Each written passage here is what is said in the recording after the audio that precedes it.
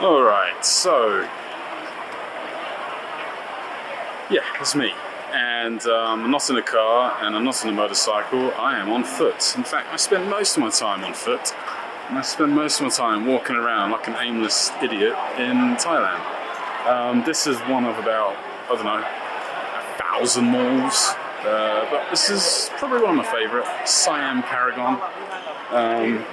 It's 10 o'clock, they all close at 10, which is kind of annoying actually. And they open at 10, so they're only open for 12 hours. It's like a Thai traditional thing. Anyway, so let's talk about Project Topgun or the E30.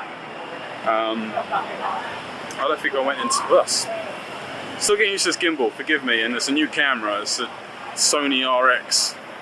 I'm not sure how good the audio is coming out. Anyway,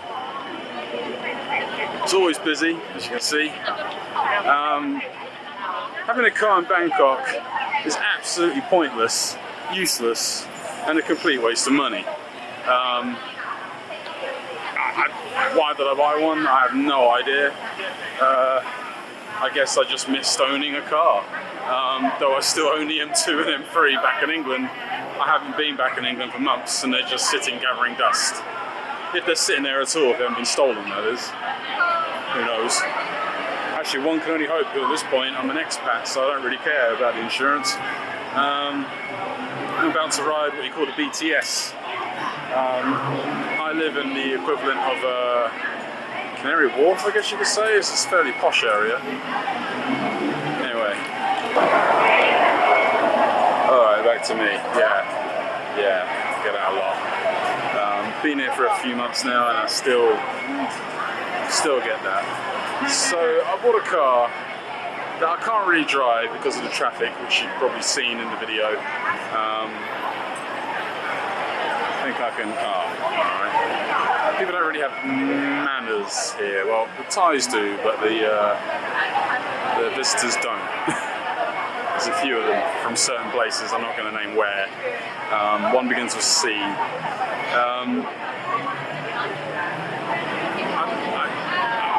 Why did I buy it? It was so cheap. I mean, I was looking at buying like a Mini Cooper S, because cars are really expensive here, okay? Like an old Golf GTR, like the one I used to own, a Mark 6, costs $1 million baht, which is, thanks to the exchange rate, and probably caused by Brexit and all the other crap going on back home, it's about £25,000. It's like double the price. Everything's either double or triple the price. If it's an import. And all the local cars are kind of slow and boring. So if you want a hot hatch or anything vaguely interesting, it's not a pickup truck or some sort of CVT driven eco hatch, you're shit out of luck. And I was just browsing the Thai car pages and it's just shit car after shit car, you know, 320s with body kits because they didn't get M3s. I saw this E30 and I didn't even realise it had a V8. I was looking for, oh, that looks in really good condition for a car from 1986. And so I started to look at it a bit more, and I'm just going to pause here because I need to use something, so hang on. Alright, where was I? Okay, so I just saw this old E30 and there's not many in Thailand at all. There was maybe 4 for sale in the whole country. One of them, can you believe, was a genuine Marrakesh brown, but it had the M10 1.6, and it was asking for, I think, 600,000 baht, which is a lot of money.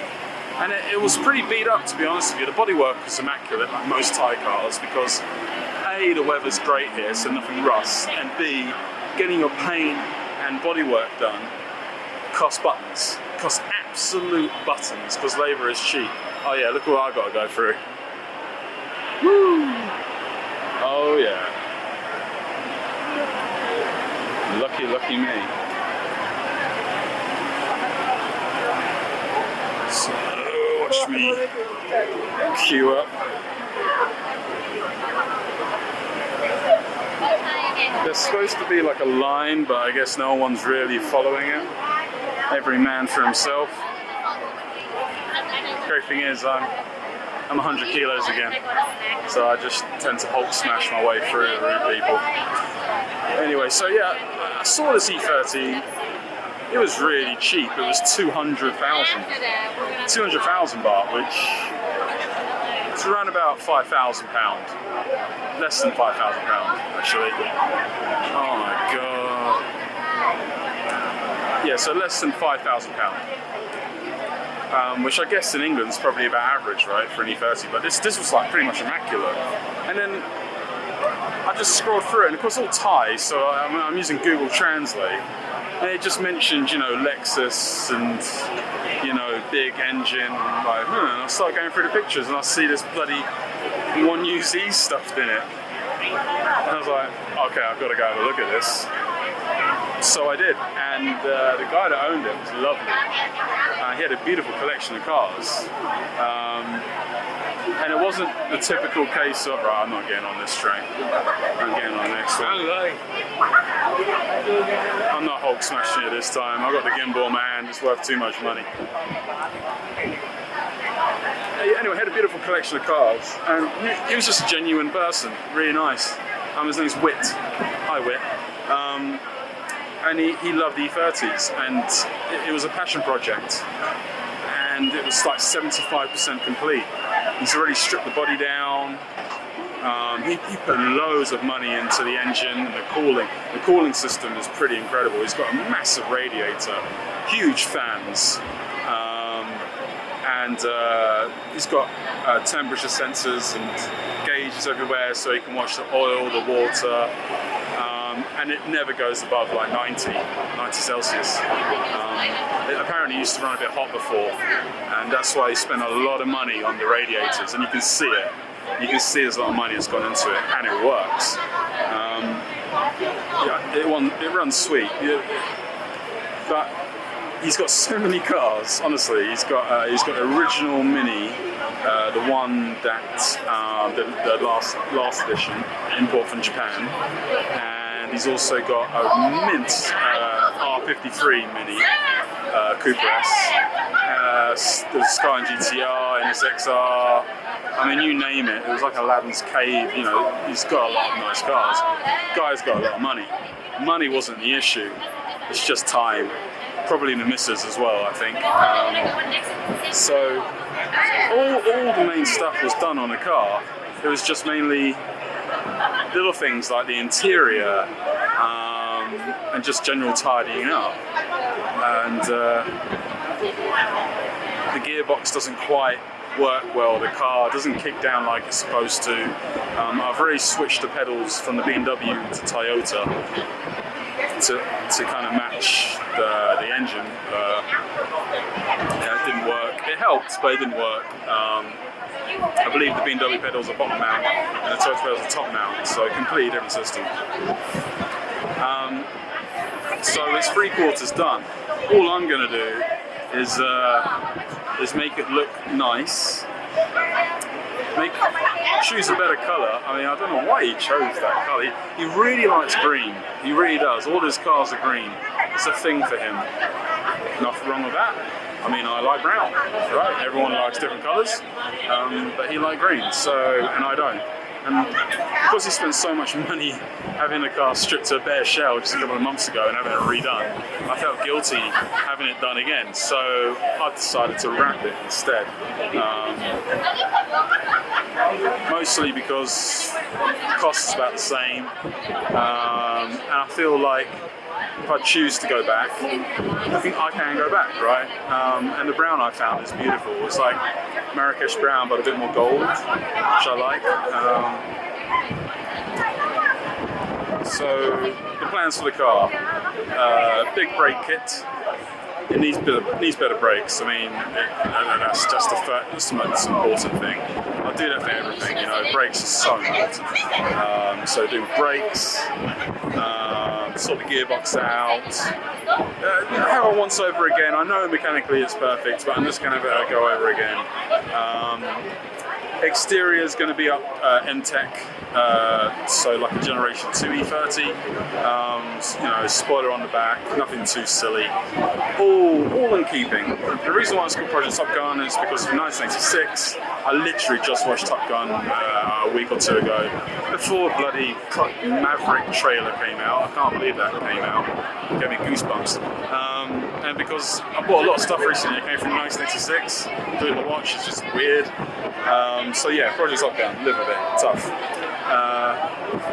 So outside is going to be modernized to late 80s. You know, it's an 86 car. It's going to look like an 88 car. So still in keeping. Steering wheels changed to an M3. Interior is going to be redone. Recaro's installed. The correct Recaro's from the correct generation.